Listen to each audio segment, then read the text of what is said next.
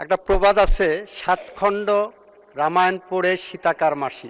যখন আমাদের মাননীয় বিরোধী দল নেতা এখন জনাব শফিকুর রহমানের স্থানে আমাদের নেত্রী বসতেন ২০০৮ সালে, আমরা মাত্র ২৫ জন বা ৩০ জন এমপি নিয়ে এই সংসদকে কার্যকর করার জন্য এসেছিলাম। আমার নেত্রী তখন বলেছিল একটি কথা, দয়া করে ১ সেকেন্ড সময় নষ্ট করুন। মাননীয় সদস্য, আপনি একজন সিনিয়র সম্পর্কে করব, সরাসরি একটু প্রশ্ন করেন। সম্পর্কে করব এই কারণে যে দেশ থেকে জরুরি আইন উঠাবার জন্যই আমরা এই সংসদে এসেছি, কিন্তু থাকতে পারিনি।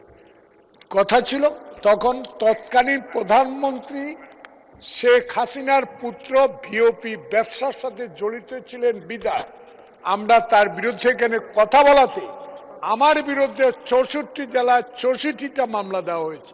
মাননীয় মন্ত্রী আজও এই মামলাগুলো প্রত্যাহার করার আবেদন করার পরেও এই মামলাগুলো প্রত্যাহার হয়নি।